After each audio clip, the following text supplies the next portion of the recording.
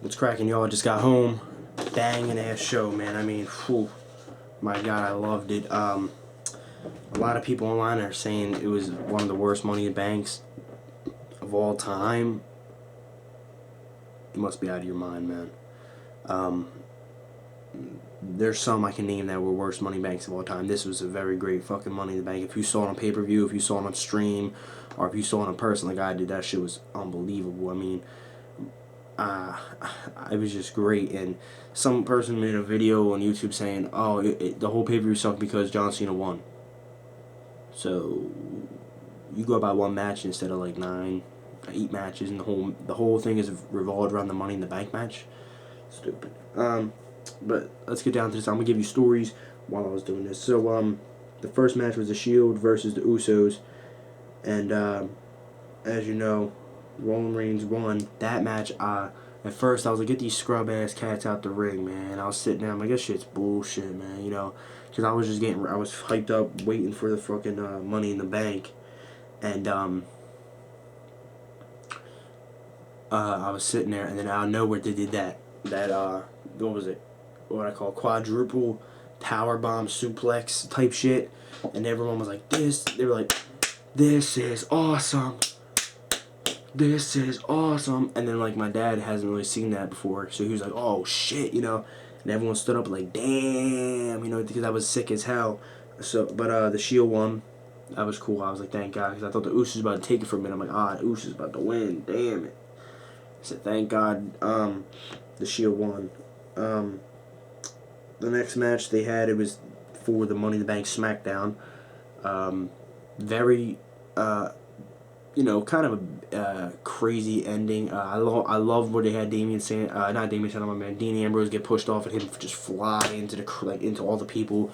I was like, holy shit. I wanted to see something like that, and I saw it and I was like, wow, that was crazy, because I never seen something like that in person. You know, it was unbelievable. And then Cody was going for the belt, and I didn't believe he was over like that. Everyone was screaming, Cody, Cody, and next thing you know, Damian Sandow comes in, throws his own part of Cody off the top, and snags the fucking briefcase. I'm like, oh my God, dude.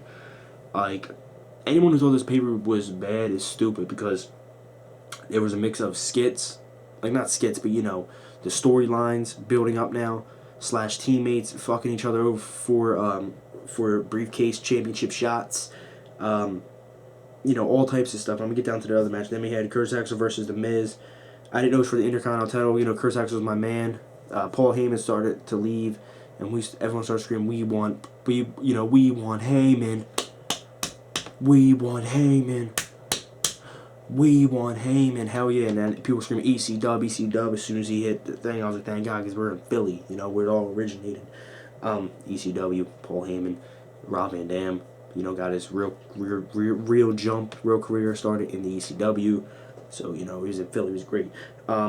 Curtis Axel won. And during this match, you know, I took a piss and stuff, you know, whatever. But the match was pretty good. Decent match. I liked it. You know, cool match. Then we had AJ Lee versus Caitlyn, and she defeated Caitlyn with the Black Widow. Didn't get to see the whole time match. By the time I came out, I heard her music was over. I mean, I saw all the match except for like 1 2 seconds. I was like, I'm gonna use the bathroom, because I thought big match was gonna come up next. So I was like, I'm gonna use the bathroom real quick, because I want to see every part of this next match. And that match was alright. You know, it was cool. It was funny because you get to see all that. And then there was a guy up in the lounge with me screaming. He said, AJ, run back again, basically saying he wanted to see her ass shake, and I started dying. After that, you had Ryback versus Chris Jericho. Ryback defeated Chris Jericho in like he dodged the line saw and then hit him with the freaking pin roll up. That shit was hot. That shit was awesome. And then you had Alberto Del Rio defeated Ziggler by disqualification to retain the world title, because AJ Lee smashed what's his name in the motherfucking face, or in the head with the belt, smashed Alberto Del Rio and cost Ziggler the thing.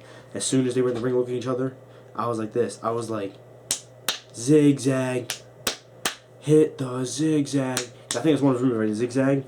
And a few people did it with me.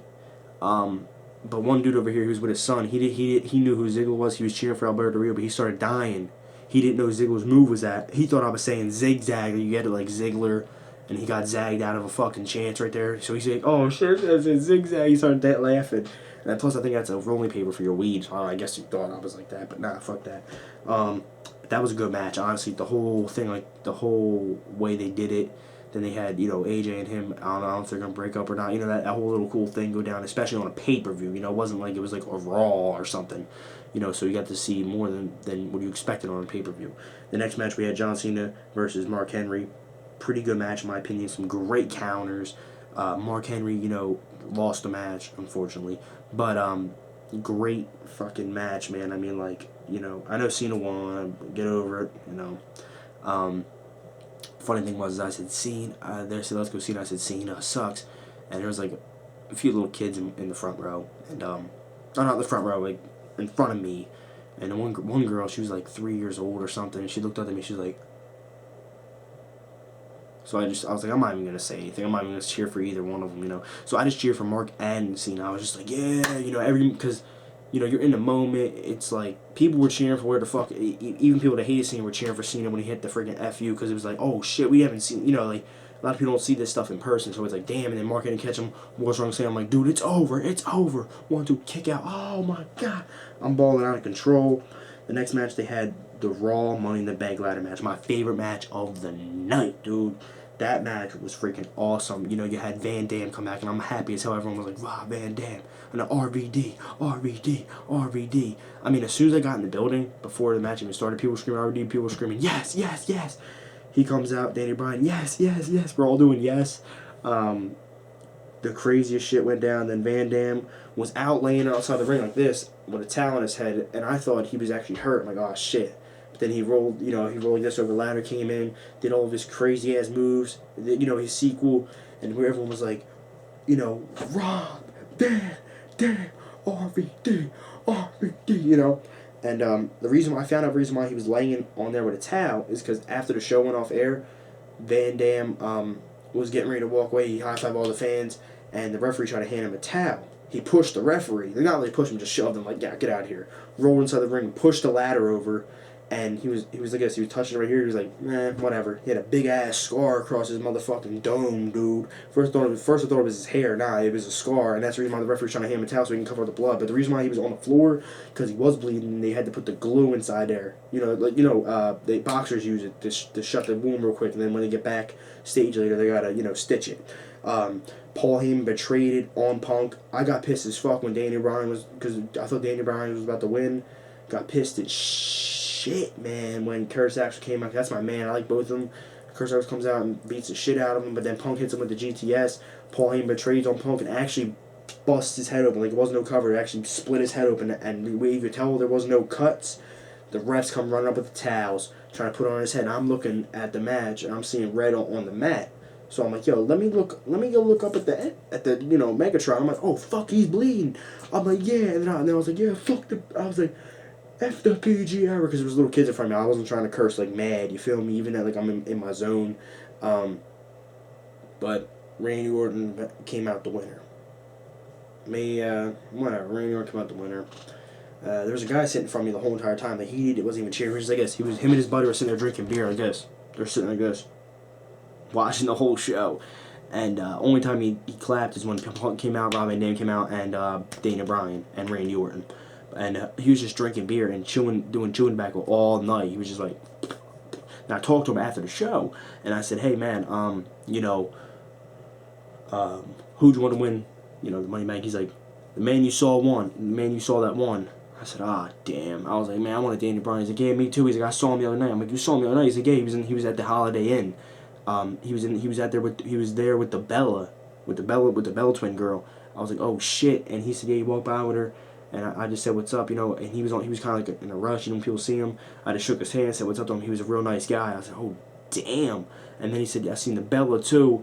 I was down at the bar. She went down there and got something to drink at the bar. Danny Bryan didn't go with her, because I guess that's true. Danny Bryan's are vegan, straight edge, all that shit. So I was like, damn, he's with the Bella. And my dad was like, yeah, the Bella. My dad was like, yeah, I would like to see the Bella twins. And the guy was like, let's just leave it this way. They're hot, all right? Because he didn't want to say nothing offensive, you feel me? But it was a great pay-per-view, and my day in the life is coming up next. I'm fucking editing that shit right now as we speak. But pay-per-view, I rate this shit 9.5. People can say, why you rate 9.5? You might not see it through your stream or your TV, the energy of the crowd, but you're probably going to see it in my day in the life, like how people were screaming shit, you feel me? I got so much footage, so I might have to break some down. It's probably going to take a little bit, but I rate this pay-per-view a 9.5. Not just because I was there live, this shit was awesome. You got blood, you had skits, you had Paul Heyman betrayed on him, people screaming, we want Lesnar, Curtis Axel coming out trying to help Punk betrays on Curtis Axel. You have, AJ Lee fucks up Ziggler's shit.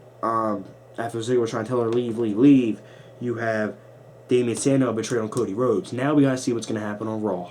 Now this was a good pay-per-view because now it leads off. What's gonna happen on Raw? What's gonna happen on Raw? We're gonna find out, guys, tomorrow night. Thank you, subscribe, like this video, comment below on your thoughts on the whole entire pay-per-view, and my day in life is coming up next. Peace.